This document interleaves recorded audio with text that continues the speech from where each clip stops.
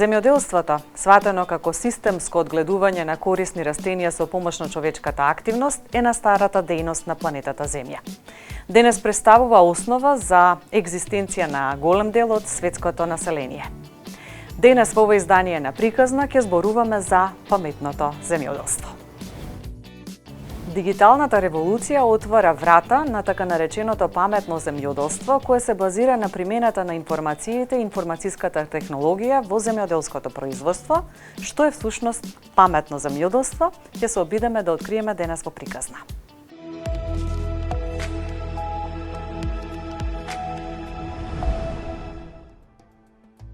Земјоделството е клучниот сектор за обезбедување храна неопходна за задоволување на потребите на населението и служи во функција на општ развој и стабилност на земјите. Правилната примена на технологијата во земјоделството осигурува дека земјоделецот може да ги анализира своите земјоделски ситуации како информации и да донесува правилни одлуки.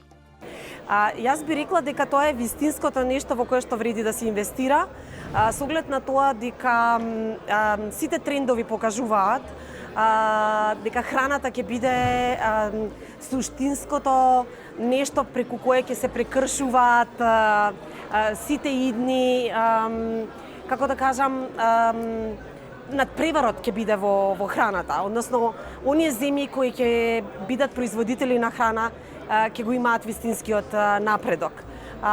Особено во минатата недела имав интересни средби со експерти, предприемачи од Израел и сакам да го споделам тоа свое искуство, бидејќи тие и самите велат дека се потешко и потешко ќе биде да се прехрани човештвото и се повеќе и повеќе ќе треба да се смислува паметен начин како производството кое постои да се удвои, да не речем и да се направи да биде 10-кратно поголемо, бидејќи некои претскажувања на Обединетите нации кажуваат дека во 2050 година на земјината топка ќе живеат 10 милиарди луѓе.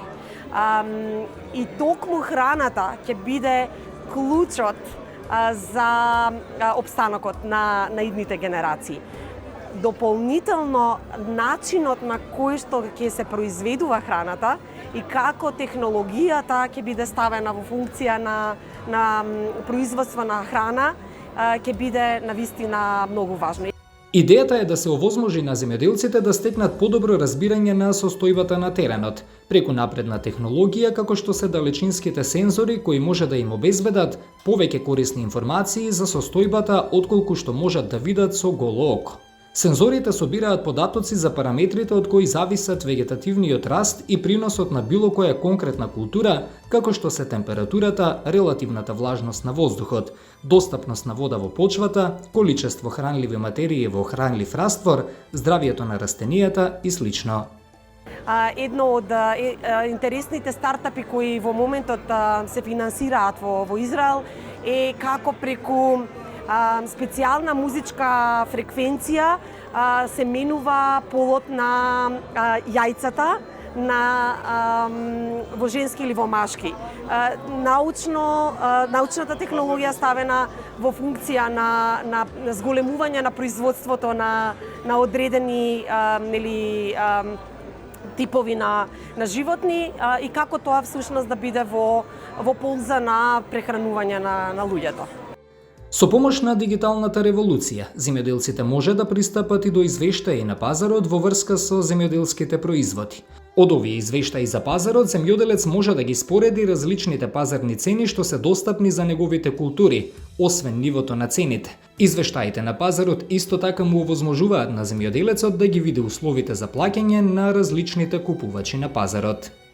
Земјоделците, генерално ако прашате, може би и ни изгледа многу далечно паметното земјоделие, но кога подлабоко ќе поразговарате со нив, ќе видите дека голем дел практично и користат технологии кои што се поврзани со паметното земјоделие. Денеска сите земјоделци користат паметни телефони, прибираат информации за метеоролошките податоци и врз основа на тоа применуваат одредени агротехнички и помотехнички мерки. Веќе не е ни толку страно да се мери влажноста на почвата, каде што преку користејќи ги дигиталните технологии, сензори го регулираат своето наводнување на посевите и слично. Но како еден интегриран систем, како еден разработен систем не постои, затоа е тука Министерството, односно институциите кои што треба да поработат и на финансиската поддршка и на промоцијата. Според податоците на Статиста за 2020 година, вредноста на паметното земјоделство е 12,4 милиарди долари. Проекциите прогнозираат до 2026 година тројно да се зголеми вредноста на паметното земјоделство, кое би требало да достигне 34,1 милиарда долари. Бројни се придобивките од паметното земјоделство. Јас лично би таргетирал најразвиените земји. Затоа што секогаш поставите го таргетот, не ова ние ништо што треба да развиваме, ние ова само треба да го имплементираме во Македонија. Секако разгледувајќи ги можностите на логистиката што имаме и секако буџетите, односно средствата кои што може да се применат во Македонија. Најнапред треба тоа да почнат иновативните земјоделци, да почнат оние кои што сериозно и со доста продуктивно се занимаваат со овој бизнис. Денеска на овие информатички технологии, во овие информатички простори, информацијата е многу лесна и многу достапна, така да покрај финансиските средства и покрај институционалната поддршка не гледам причина зашто што час поскоро да не се започне со имплементација на овие технологии. Паметно земјоделство представува употреба на информатички технологии во земјоделското производство и имаме и паметна медицина, паметни села, дури има. Се е смарт, се е паметно таму каде што имате употреба на информатичка технологија. И тоа значи дека нештата кои што ги користите во земјоделско производство, дали тоа се сензори, машини, инфраструктура и така натаму е умрежена, да кажеме, е ставена во некаква информатичка врска, поврзана со софтвер кој што прави анализа на податоците кои што тие сензори и алатки ги собираат и дава некаков аутпут, односно некаков резултат за наредни чекори кои што треба да се преземат за да имаме оптимализација на целиот процес. Со дигиталните алатки, земјоделецот може да се организира во задруги, синдикати и групи за договарање наменети за преговори и добивање поволни маркетинг договори за производите на земјоделците. Со искористување на дигиталната револуција, овие синдикати и групите за договарање сега се во можност да ги соберат земјоделците, да ги соберат своите производи, да воспостават контакти со различни потенцијални купувачи и да преговараат за да добијат најдобра сделка за земјоделците. Оваа практика ќе ги заштити земјоделците од бескрупулозните купувачи, кои ги експлоатираат земјоделците купувајќи ги своите производи по многу ниски цени.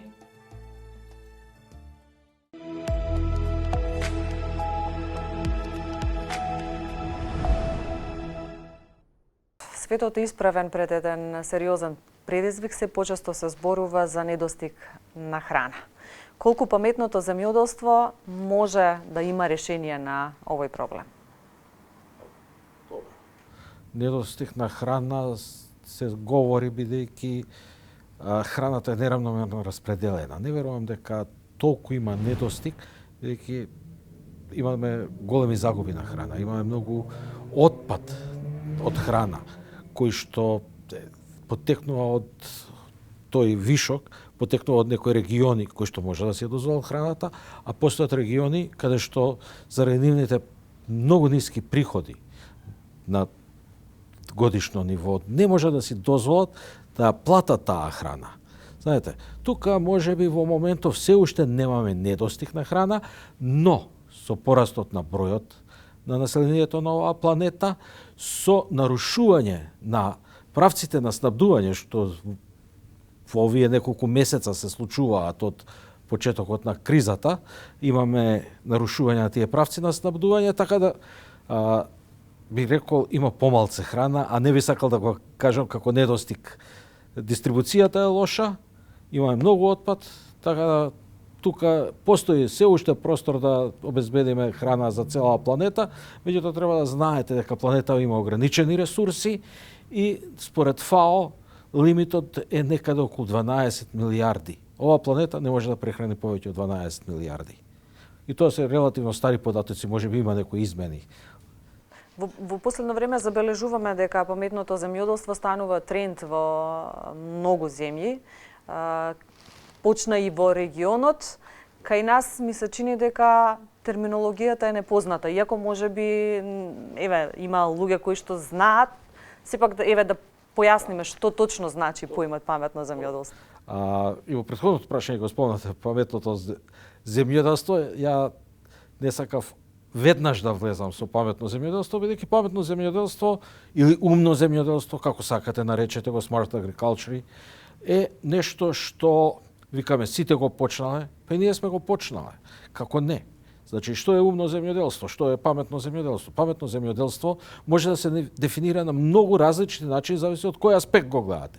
Бидејќи светот на информатиката е еден од најдоминантните светови, нели, голем дел од нашата популација живее и виртуелно покрај овој реален живот, како доаѓа секоја наредна генерација, се повеќе има виртуелен отколку реален свет за неизе, така да доминира онаја дефиниција од Internet of Things, која што вика дека паметно земјоделство е земјоделство што базира на напредни софтверски алатки, сензори, големи податоци, обработка на тие податоци, донесување на одлуки врз база на вештачка интелигенција и машинско учење и така натаму. Да, тоа е паметно земјоделство. Меѓутоа имате и друг тип на паметно земјоделство кога го разгледуваме од аспект на климата. Тука паметно земјоделство е она земјоделство што ќе овозможи повисоки приноси, ќе овозможи поуспешна адаптација и ќе ги намали емисиите на стакленички гасови.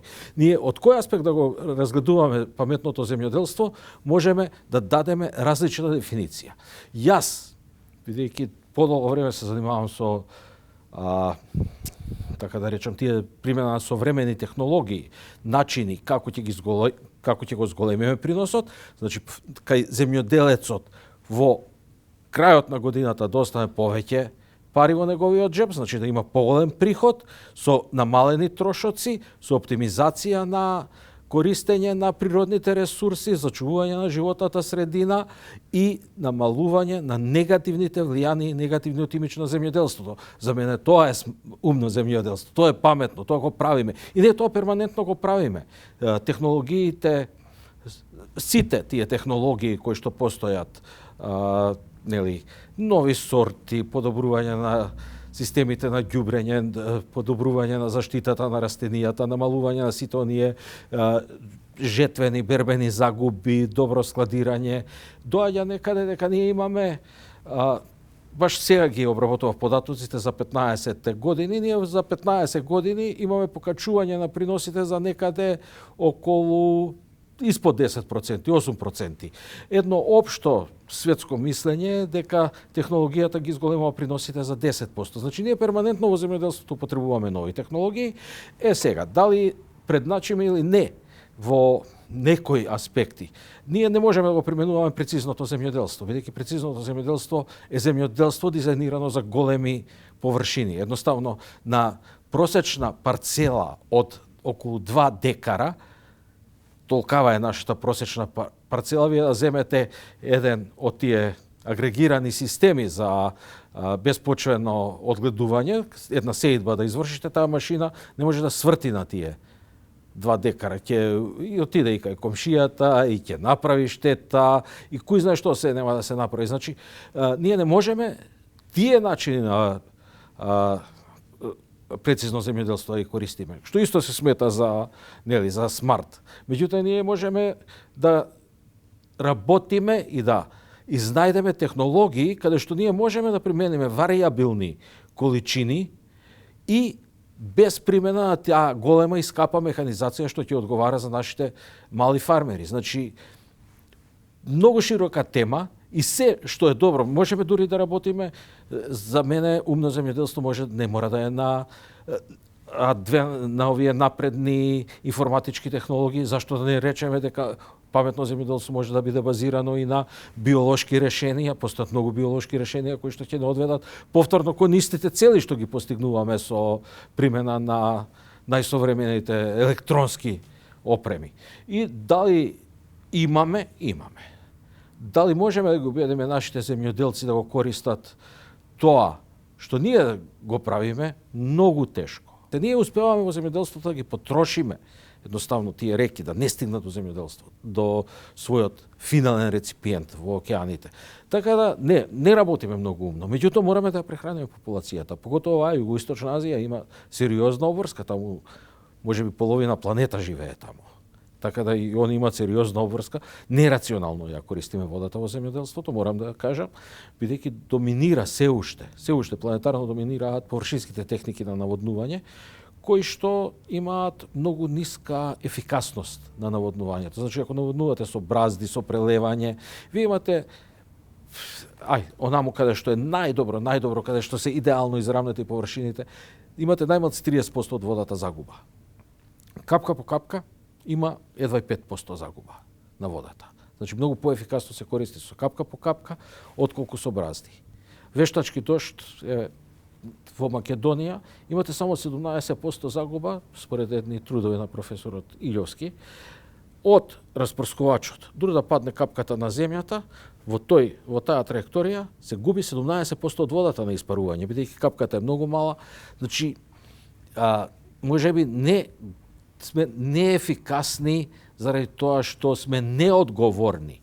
Меѓутоа, ние работиме надвор, водата е изложена на сите оние фактори кои што го обрзуваат испарувањето, висока температура, ветар и се она што го убрзува испарувањето е тука присатно, така да губиме многу вода на испарување, меѓутоа губиме и многу вода ние, поготово во Македонија, на тоа што не сме доволно образувани како земјоделци за користење на ефикасното користење на водата. Значи, додека светов збори за варијабилно наводнување, ние се уште не можеме да постигнеме униформност на наводнувањето, бидејќи стариот пристап е униформност. Секаде подеднакво вода да ставам, секаде подеднакво ѓубре да ставам, секаде подеднакво заштитни средства да ставам. Значи, униформно да го правам тоа.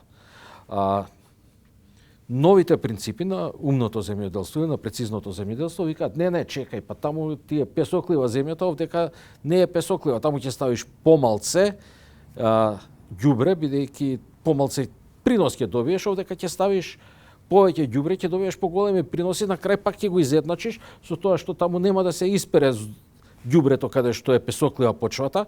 Сега ние и тоа не успеавме да го постигнеме. Сега треба да се враќаме на варијабилност. И онака кај нас варијабилно, ама неправилно варијабилно. Ние треба да се научиме како варијабилноста да ја направиме врз база на тие мапи на приносот, па каде има повеќе принос да интервенираме со поголеми количини, каде што има помалце принос со помали површини, со помали количини, значи мораме тоа да го прилагодиме на условите на средината, на нивата, на регионот. Мора така да го водиме, таа варијабилност да ја постигнеме. Гледав некои истражувања како земјоделците го сваќаат паметното земјоделство од аспект на дигиталните алатки. Најчесто во таа насока користат социјални мрежи.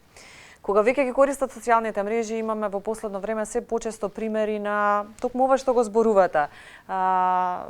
Земјоделци кои што самите испитуваат кое земјиште, какво ѓубриво му одговара и каков ќе биде приносот, и врз основа на тоа, како податочна некоја база, се создава во иднина насока како да се надградува. Како да ги научиме земјоделците социјалните мрежи да ги користат и за такви придобивки? Боресен информациите за кога да се прска за заштита на растенијата и да ја пробува на радио, потоа се працува на Facebook. И ресенче користеа Facebook за да добиете информација кога да прскаат, кои пестициди да ги користат, кои количини да ги користат и така натаму. Значи, користено и социјалните мрежи се користеле кај нас, меѓутоа ова што го кажавте е всушност новата идеја на Европската унија, бидејќи службите за поддршка на земјоделците, extension service што го викаат на англиски, кај нас агенција за поддршка на земјоделството или веќе како се вика, не може да дојдат до сите земјоделци. Ние имаме 170.000 земјоделци според последниот попис. Од нив некакви 70.000 земјоделци се стварни земјоделци, оние другите се како мене. Ја имам некоја земја, може би ме водат како земјоделец, ама не сум активен во земјоделското производство. Не може да добијат информација. Се обидуваме да им направиме приватни советници. И тоа не иде. Бидејќи повторно и тој приватник не може да обезбеди пристап, да си обезбеди пристап до секој земјоделец. Прво, некој нема ни можност да плати услугата, а второ, нити па тој човек може денеска да посети 100 фарми. Не, може 1, 2, 3. Тоа се лимитирани бројки, за жал. Не можеш да го покриеш нити просторот, нити бројот на земјоделци. Така да тука паметното земјоделство нуди многу решенија. Вие видите социјалните мрежи. Тоа е една од идеите на АКИС, на Европската унија, Agricultural Knowledge and Information System, односно систем за проширување на знаењата и информациите во земјоделството, кој што, меѓу другото, покрај се друго, размислува и принцип на социјална мрежа, каде што земјоделците ќе се ги поставуваат прашањата и ќе им ги одговарат земјоделците. Значи, еден со друг ќе се поддржуваат. Секоја од овие, како се викаат, комуникацијски алатки, како Вибер, како се викаат, Телеграм, тие што се изменуваме пораки, кратки пораки. Сите тие имаат можност да се направат виртуелни советници. Значи, ти наместо да идеш да го бараш својот советник, кој што голем дел од земјоделците не знаат кој е задолжен да му ги даде советите за неговото производство, он може да си почне да комуницира преку својот мобилен телефон со виртуелниот советник и да добие совет. Значи, тоа ви базира на прашања. Ви поставува прашање, ви одговарате едноставно да, не, и ве доведува до некое си решение кое што ќе ви го понуди како совет. Со еден од нашите студенти разговаравме да прават виртуелен советник, дали нешто направи или не, стварно не можам, во последниот период сум доста зафатен, не можам да ми посветам доволно време на тие најнапредните студенти, за жал, бидејќи имаме многу напредни студенти со многу убави идеи и сакаат. Ние разговараме во моментов да започнеме со изучување на тие дигитални технологии и на земјоделскиот факултет во соработка со Финки и електрофакултет. Значи, се трудиме да го внесеме сето тоа во македонското земјоделство.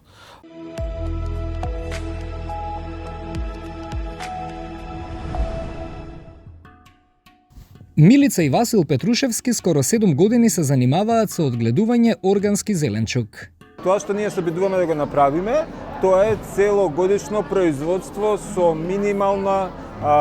минимален инпут на човекот, значи да биде стабилно и сето тоа да може да биде, да кажеме, програмирано, тоест плански направено. Освен што ги продаваме нашите производи, нашите планови за воиднина се да се поврземе со малите земјоделски произведувачи, локални произведувачи, да им помогнеме да се трансформираат во органско производство, во органски начин на производство и да им помогнеме да се пласираат на пазарот во Скопје, а потоа и во Македонија. Во овој случај, паметното земјоделство има големо влијание, но според Васил тоа влијание мора и треба да се гледа на уникатен и специфичен начин, имајќи го предвид поднебието во кое живееме. Не може да се очекува прво некои технологии кои што ги има на запад, кои што се за големи пластеници, каде што се работи на лента, каде што се знае точно секој процес како се прави, да се донесе кај нас.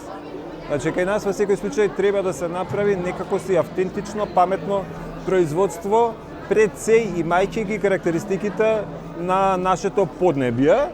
Нашето поднебие се знае дека е изгор лето, кочан зима и дека ние секогаш го имаме најскапиот патлиџан и секогаш го имаме најефтиниот патлиџан. Сега тука треба да се направи некаков си баланс во текот на зимото да произведиме поевтин патлиџан, а во текот на летото да немаме хиперпродукција на патлиџан, за да после тоа го фрламе на нива, како да кажам, за да го фрламе во ѓубре. Тука паметното земјоделие многу може да помогне, но треба да се направи на специфичен начин.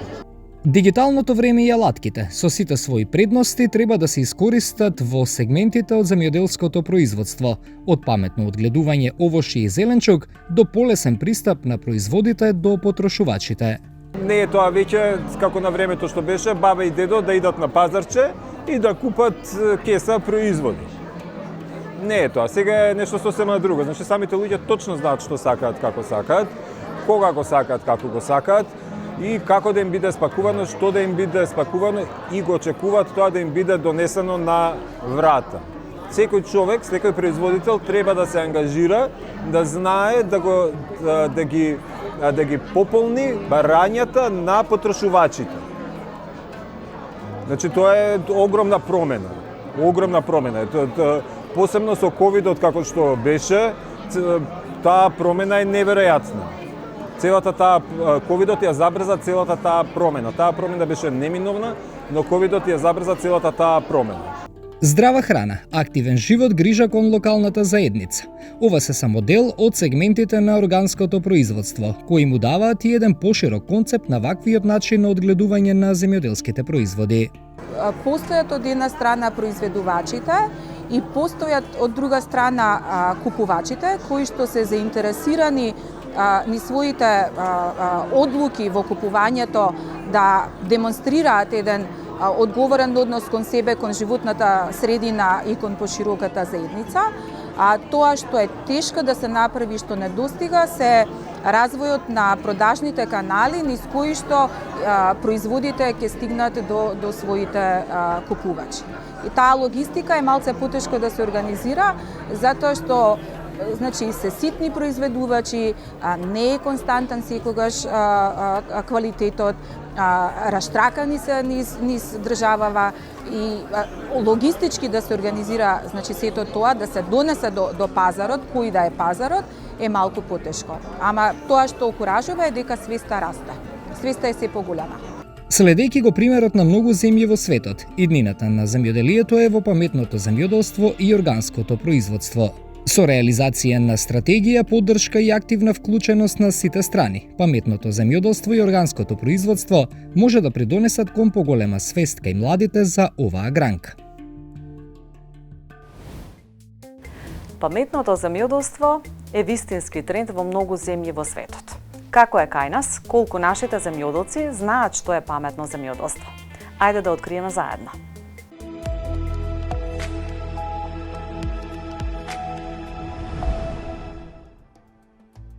Паметното земјоделство е вистински тренд во многу земји низ светот. Во Јужна Кореја многу земјоделци практикуваат паметно земјоделство.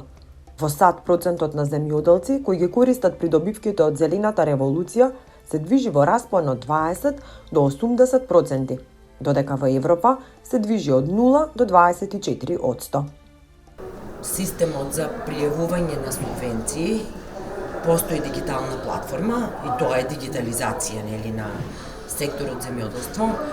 Во моментот стратегија како документ не постои за паметно земјоделие, но гледајќи ги постапките на самото министерство, заложбите на самото министерство и нивните приоритети, не би не чудило дека во скоро време би можеле да очекуваме и една таква активност од страна на министерството, каде што по детално и односно по-добро ќе се разработи начинот на имплементација на паметното земјоделие во Македонија. Се уште нема официјални статистички податоци за површините што се управуваат со примена на паметно земјоделство, ниту кај нас, ниту во регионот. Такви податоци не располага ние, односно не сум ни сретнал дека во Македонија постојат, но во регионот направени се некои анкети, тоа се анкети направени во Србија и мислам дека отприлика околу 14% од земјоделците користат некој вид на техники поврзани со паметното земјоделие. Проценките се дека искористеноста на можностите што ги нуди паметното земјоделство во Македонија е на многу ниско ниво.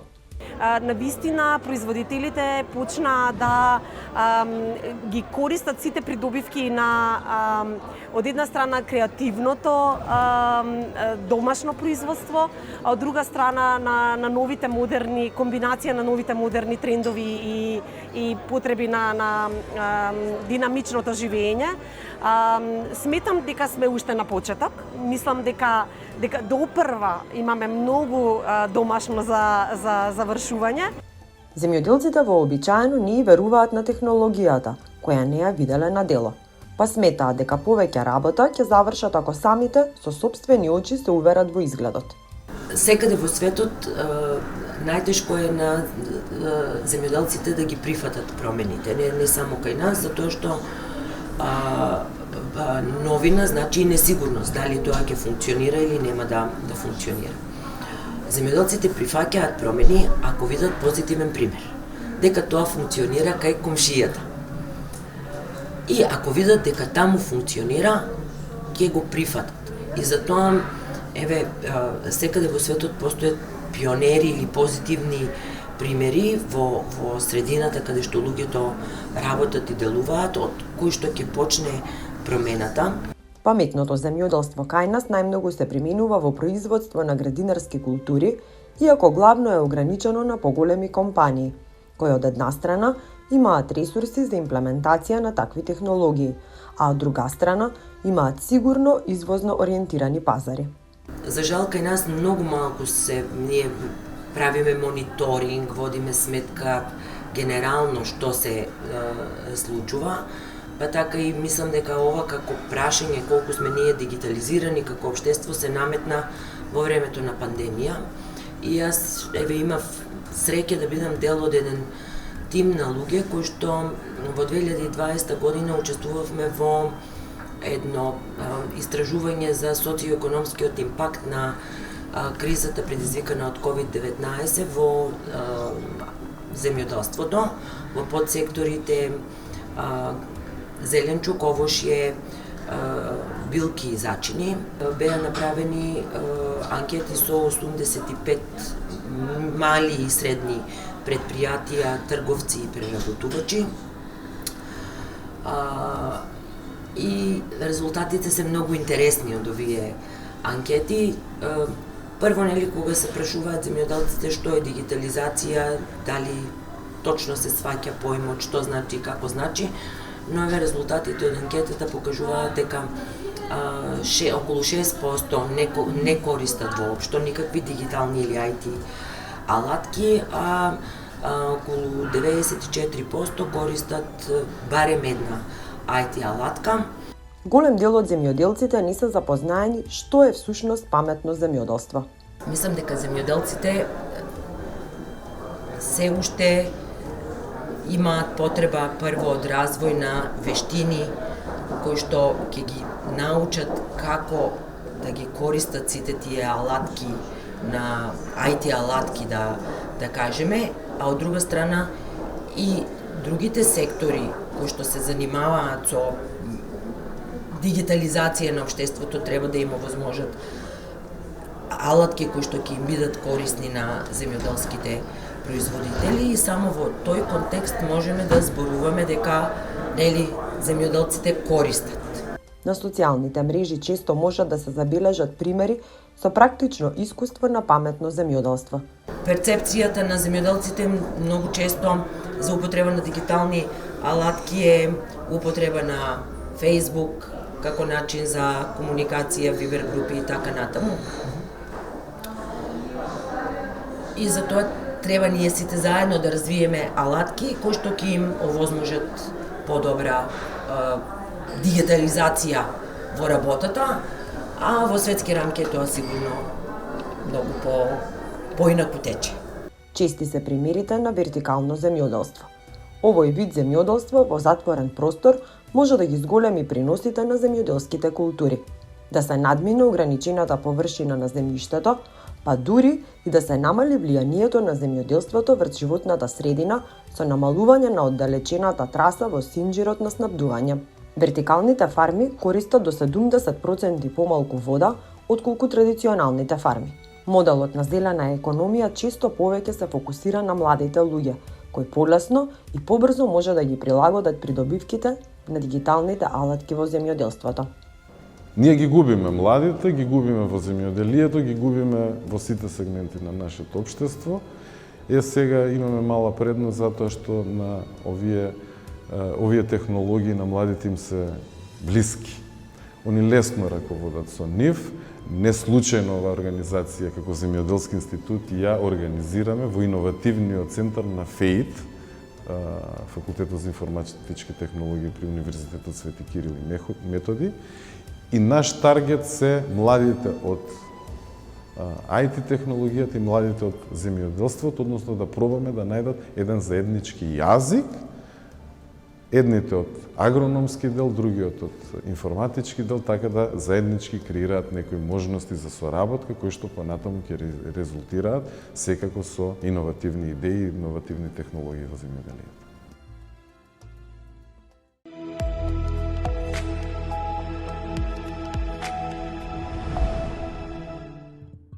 Pa u Bosni i Hercegovini posljednjih godina se jako puno govori o pametnoj poljoprivredi.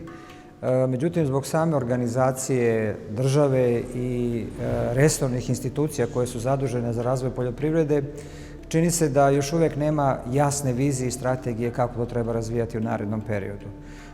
U najvećem broju slučajeva aktivnosti koje se dotiču pametne poljoprivrede, implementacije projekta, u toj oblasti još uvijek su svedene na određene projektne aktivnosti koje se finansiraju ili sredstvima Europske komisije, drugih donatora ili čak i sredstvima domaćih ministarstava poljoprivrede. Možda zadnji u primjeru takvih aktivnosti jeste i projekat Viral koji Univerzitet u Banja Luci realizuje, a koji se odnosi upravo na pokušaj revitalizacije tog znanja ili uvođenja u oblasti poljoprivrede. Mi kroz taj projekat koji je multidisciplinaran i mislim da je to jako važno jer je vrlo teško razvijati pametnu poljoprivredu bez intenzivne saradnje kolega sa poljoprivrednih fakulteta i tehničkih nauka. Radimo na tome da pokušamo da te segmente poljoprivrede uključimo u sve elemente koji čine danas poljoprivredu. Znači obrazovanje, rad sa farmerima, savjetodavnim službama, pa čak i sa nosiocima vlasti. Mislim da je jako važno da se u narednom periodu radi sa svim učesnicima u sektoru poljoprivrede, da se ukaže na mogućnosti koje određena rešenja u sferi savremene poljoprivrede nude i da jednostavno krenemo od samog početka. To su studenti poljoprivrede jer kako god okrenemo čini nam se da su nastavni planovi, programi većine poljoprivrednih fakulteta, rekao bih zemalja u okruženju, još uvijek nekako tradicionalni. Relativno malo smo spremni na inovacije jer to prvo nije jednostavno, zahteva dodatni angažman i svakako zahteva angažman ljudi koji nisu direktno vezani za poljoprivredu. Znači stručnjaka iz oblasti informativno-komunikacione tehnologije koji mogu to znanje kvalitetno preneti našim studentima poljoprivrede. Postoji jako puno tehničkih rješenja koje mogu biti aplikativni za male proizvođače, međutim mora se naći način njihovog organizovanja, zajedničkog korišćenja tih alata, tako kažem, i njihove primjene. Nažalost, u Bosni i Hercegovini je dosta, rekao bih, podijeljena situacija. S jedne strane imamo manji broj velikih kompanija koje se bave poljoprivrednom proizvodnjom i onda s druge strane imate jako veliki broj malih proizvođača koji se također bave poljoprivredom. Čini nam se, iskustvo pokazuje da u ovom trenutku je možda lakše i jednostavno raditi sa pojedinačnim većim kombinatima koji na većim površinama mogu relativno brzo da vide rezultate toga. I to je činjenica i to je već ovako vidljivo kada je u pitanju recimo to pametno navodnjavanje, zaštita biljaka i tako dalje. Mali proizvođači bi morali da budu edukovani na nekim, rekao bih, jednostavnijim i jeftinijim alatima koji se primjenjuju u tome kao što su prognozno-izvještajni sistemi i mislim da je jako važno razmišljati i stalno imati na umu da je za ove stvari neophodna stalna edukacija. Pa ja mislim da je to jako važno i da je to možda onako interesantno pitanje na kom bi trebalo insistirati. Posljednjih godina slušamo o nekim trendovima ili o nekim inicijativama, kako bih rekao, otvorenog pristupa u radu, ali mi se čini da kad je poljoprivreda u pitanju toga nema. Postoje određene aktivnosti na nivou resornih ministarstava s vremena na vreme, ali kad je u pitanju pametna poljoprivreda i zajedničke aktivnosti, toga nema. Mislim da je to loše zbog toga što smo mi sa određenim razlikama relativno ujednačeno područje i da imamo neke, rekao bih, zajednička promišljanja o poljoprivredi koja vode iz prethodnog perioda. U ovom trenutku čini mi se da je bez, kako bih rekao, namere da bilo kog drugog umanjim značaj, ali čini mi se da u Srbiji su napravljeni određeni iskoraci, da posebno u severnom delu na teritoriji Vojvodine postoje određeni istraživački instituti koji se ozbiljno bave time i verovatno je to našlo podršku tome što imaju jako velike proizvođače u oblasti ratarske proizvodnje. Svakako da bi jedna zajednička inicijativa u traženju nekih zajedničkih rešenja bila jako dobra, ali mislim da ono što je i kolega već pomenuo bi bilo jako dobro komunicirati sa onima koji su trenutno najviše odmakli. Nauka u poljoprivredi je značajno uznapredovala, mi u regionu nismo u najvećem obimu u stanju da pratimo u korak, ali mislim da bi bili jako sposobni da najveći deo tih najnovijih saznanja implementiramo u našim uslovima. Zajedničko povezivanje na jednom regionalnom nivou bi svakako olakšalo. Pa, u suštini, ono što želim da istaknem jeste da je poslednjih godina se čini mi se sve više govori o takozvanom pojmu pametnih sela. Mislim da je u Bosni i Hercegovini čak pokrenuta jedna inicijativa kroz projekat da postoji Smart Village, takođe i u Srbiji. Mislim da na neki način jedan jednostavniji pristup proizvođačima na način gde oni mogu da shvate i razumeju šta je to što su prednosti te savremene poljoprivrede je možda put kojim treba doći do konačnog korisnika.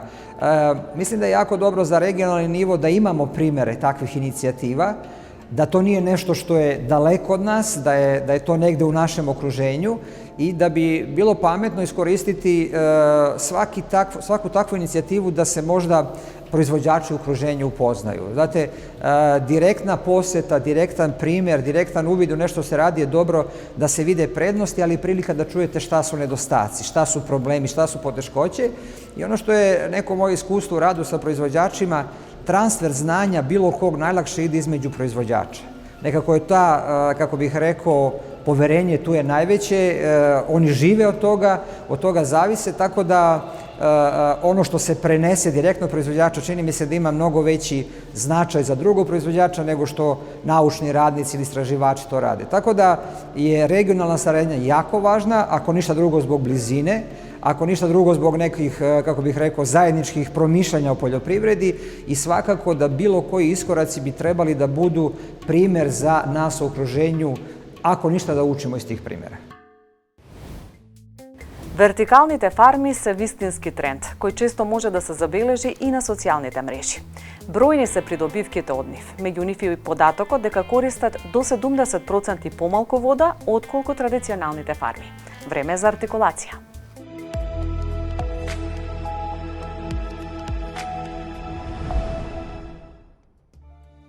Вертикалното земјоделство во затворен простор може да се дефинира како практика на растечки производи рангирани еден над друг во затворено и контролирано опкружување. Со користење на полиците поставени на вертикална основа, тоа значително ја намалува количината на земјиште и простор потребен за одгледување растенија во споредба со традиционалните методи на земјоделство. Овој вид одгледување честопати се поврзува со градското и урбано земјоделство заради неговата можност да напредува во ограничен простор. Вертикалните фарми се уникатни по тоа што некои поставки не бараат почва за растење. Повеќето се или хидропонични или аеропонични, каде што корените на растенијата систематски се прскаат со вода и хранливи материи. Наместо природна сончева светлина се користат вештачки, растечки светла.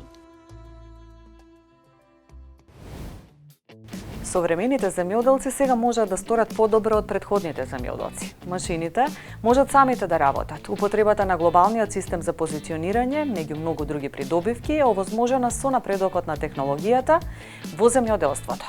Овие практики би можеле да ја обезбедат побарувачката на храна, што ја побарува општата популација.